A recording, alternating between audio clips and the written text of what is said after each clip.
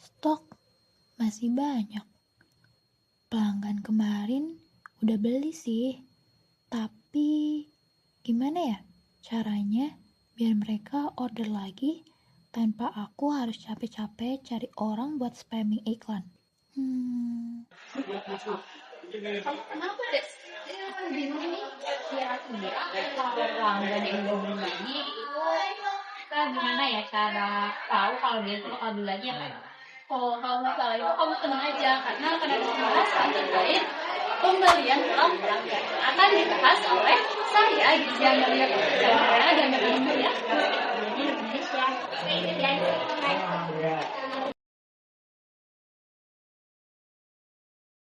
Muncul pertanyaan di benak kita, mengapa kita harus repot-repot menganalisis riwayat transaksi hanya untuk memprediksi belanja pelanggan? Jawabannya sederhana. Karena satu transaksi dengan transaksi lainnya itu punya keterkaitan yang sangat erat. Kita tidak bisa melihat tindakan seorang pelanggan secara terpisah. Bayangkan saja, seseorang tidak akan mungkin melakukan pembelian kedua jika ia tidak pernah menyelesaikan pembelian pertamanya. Disinilah muncul hubungan sebab akibat, di mana pengalaman masa lalu menjadi syarat mutlak bagi tindakan pelanggan di masa depan. Oleh karena itu, melalui pendekatan conditional probability, kita tidak lagi mengamati seluruh populasi secara acak. Sebaliknya, kita mempersempit fokus pada kelompok pelanggan yang memang sudah memiliki riwayat interaksi nyata. Dengan cara ini, data transaksi yang tadinya hanya sekumpulan angka berubah menjadi dasar ilmiah bagi kita untuk memprediksi kecenderungan perilaku seseorang. Hasilnya, prediksi yang kita dapatkan akan jauh lebih akurat karena benar-benar mencerminkan realitas yang terjadi di lapangan. Dalam kasus perhitungan peluang pembelian ulang melalui pendekatan conditional probability atau peluang bersyarat. Secara sederhana, conditional probability adalah peluang terjadinya suatu peristiwa dengan memanfaatkan informasi tambahan yang sudah dimiliki sehingga tidak lagi menebak peluang secara buta dari nol, melainkan menghitung kemungkinan berdasarkan fakta atau kejadian yang sudah terjadi sebelumnya. Dalam konteks riwayat transaksi, kita menggunakan rumus peluang B dengan syarat A sama dengan peluang A dan B per peluang A.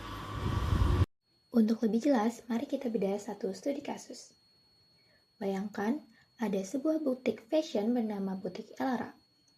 Butik ini sudah berdiri 3 tahun, tapi belakangan ini manajernya merasa penjualan mulai menurun.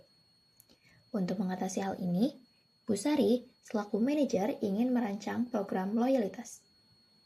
Beliau mengamati data 200 pelanggan dalam 2 bulan terakhir, dan datanya menunjukkan 80 pelanggan setia yang beli bulan lalu dan beli lagi bulan ini, 40 pelanggan beli bulan lalu tapi bulan ini absen, 30 pelanggan baru, dan 50 pelanggan tidak membeli di kedua bulan tersebut. Pertanyaan besarnya bagi Bu Sari adalah berapa sebenarnya peluang seorang pelanggan akan melakukan pembelian ulang jika kita tahu dia sudah pernah membeli di bulan sebelumnya. Sekarang, mari kita hitung secara matematis menggunakan 3 langkah sederhana. Langkah pertama, kita masukkan data tadi ke dalam tabel kontingensi. Di sini, kita bisa melihat total pelanggan yang membeli bulan lalu adalah 120 orang, yang mana angka-angka ini akan menjadi fondasi kita. Langkah kedua, kita tentukan definisi kejadiannya. Kejadian A adalah pelanggan yang membeli bulan lalu, kejadian B adalah pelanggan yang membeli bulan ini.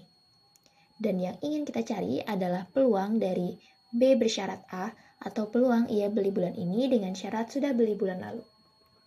Terakhir, langkah ketiga, kita hitung probabilitasnya.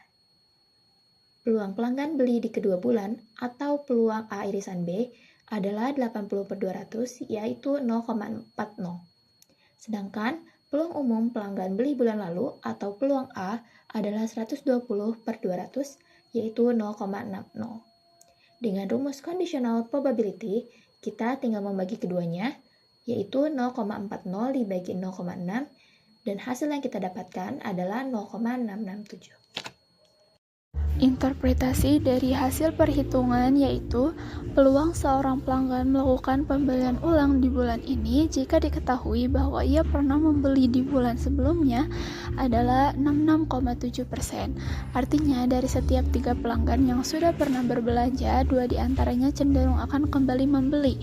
Bu Sari dapat menggunakan informasi ini untuk memprioritaskan program loyalitas yaitu diskon, point reward, dan lain-lain kepada pelanggan yang sudah pernah bertransaksi, karena kelompok ini memiliki potensi retensi yang cukup tinggi.